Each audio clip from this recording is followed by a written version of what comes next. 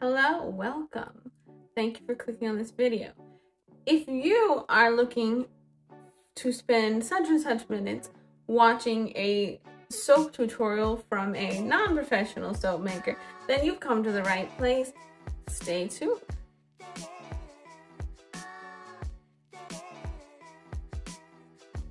Today I'm going to be showing you how to make the oatmeal milk and honey flavor soap kind of thing. I've already done one batch just to make sure I'm not too rusty because it's been a minute since I've actually made soap. For the purpose of this video, I'm not technically making soap. I'm going to be melting down soap bases that have already been made that I buy from the store. Today I'm going to be using a donkey milk soap. This particular one I purchased from Hobby Lobby. A lot of the soap bases at Hobby Lobby I do not recommend. This one I actually like. It's been serving me well so far. It lathers really nicely. It's very soft and silky and smooth. So that's the one that we're going to be using today. For those of you that don't know what melt and pour soap is, let me explain. The process of creating soap with lye and oils is usually referred to as cold process soap, whereas the oils and the lye go through what you call a saponification process and become soap. So that is like a chemical reaction. I'm not dealing with that. Cold process soap is a lot more unstable. It's a lot more dangerous. You need to wear eye equipment. You need to wear long sleeves, gloves, everything to protect your skin. You do not want that on your skin. All of those kind of protective measures. For me, the only thing I really have to worry about is if my hair is gonna fall in there. And as you can see, I put up my hair just for this. So for today's, it's gonna be a lot easier. So it's a lot more reasonable for you to do at home if this isn't something you've seen. But what I have noticed is obviously there's been an uptick thanks to like 5-minute crafts and videos such as that of soap making, showing you the little soap hacks. Just a heads up, don't follow any sort of 5-minute crafts video ever. All right, I'm first gonna start off by everyone's favorite part, cutting the soap. It is definitely the funnest thing to watch. It is not, however, the funnest thing to do. So anyone who wants to volunteer to cut all my soap for me, you're more than welcome to come over and cut it all up, because I cut out most of it for you guys and just left in the fun parts. Actually just tabbed out to go see and speed this up, and it's already double speed for you guys. So just so you know how long it takes to actually do this kind of thing, I cut out like half of my process of cutting all this soap, and I also sped it up to 200%. So there you go, guys.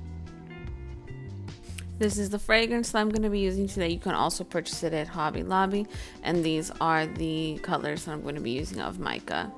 This is what it looks like after about 2 30-second bursts in the microwave, and then I just go ahead and I stir it the best that I can at this point, because I'm gonna have to put it in the microwave again.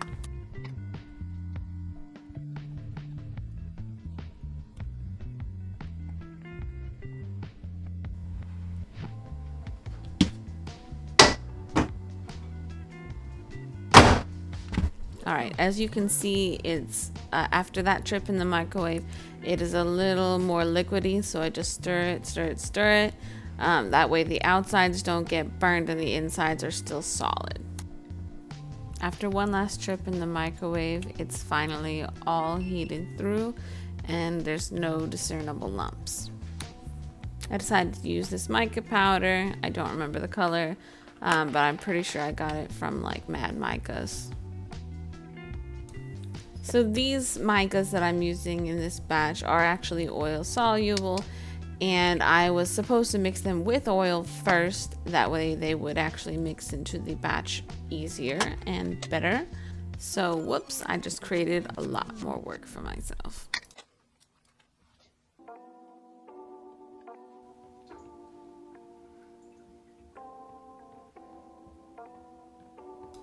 I ground these oats myself in my Ninja blender. I left some bigger pieces in there to give more texture and it would just give a nicer look. And then I put about like 2 tablespoons in this batch.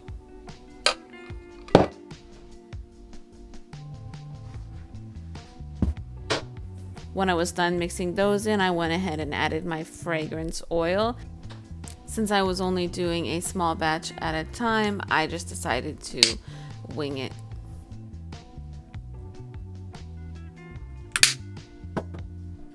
You may have noticed there's a lot of mixing involved.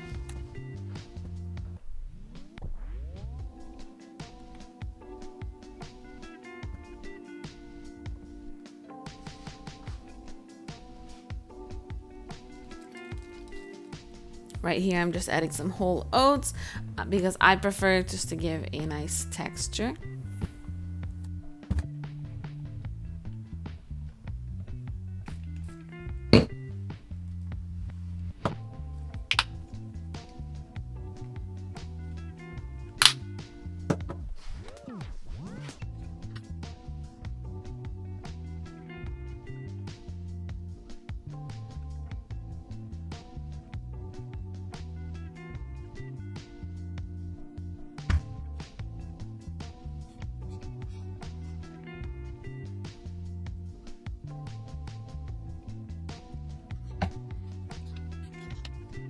So this is the batch that I made earlier today. Oh my heaven. It is the Texas map with a little heart in it. I have something special I'm going to do with these, and I'll show you that before too long. So for now, I'm just going to set them aside. Oh my gosh. These are the cutest. I was so happy. I ran across this mold 2 or 3 weeks ago at HEB, of course, the best place on earth. You can't tell me anything else. Oh my gosh. These are the cutest soap I have ever made.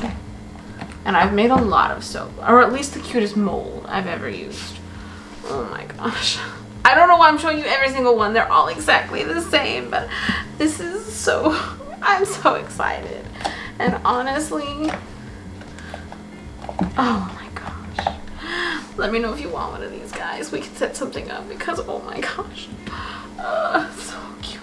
So cute. And I have, oh, I can't wait to show you the surprise that I'm testing something out with these. If you're a crafty person, you might be able to figure out what I'm going to do with them already.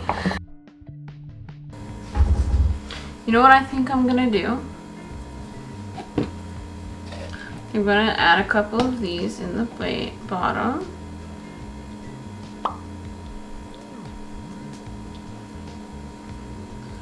Oh, I don't think they'll float.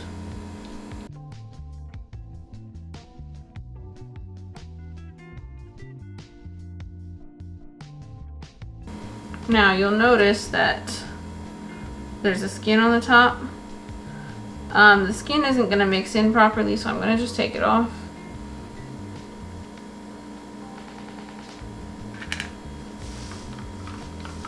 Alright, it's going to be a nice burgundy color.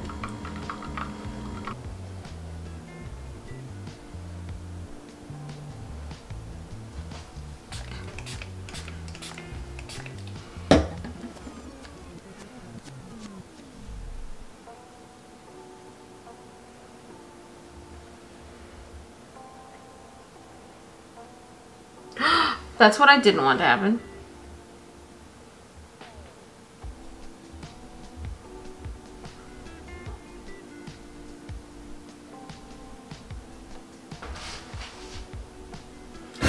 Again, that's what I didn't want to happen.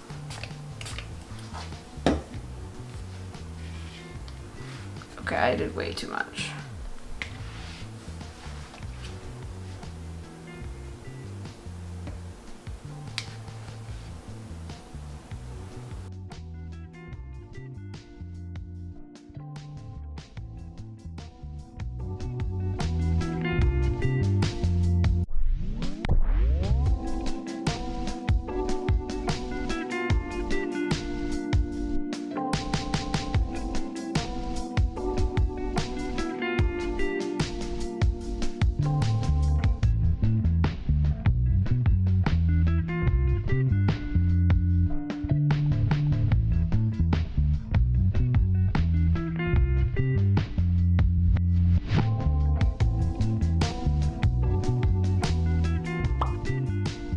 Well guys, I hope you had as much fun as I did making this soap.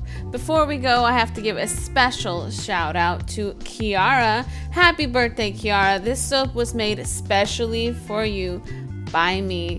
By now you may or may not have received it, and I hope that you are enjoying it because I made it just for you.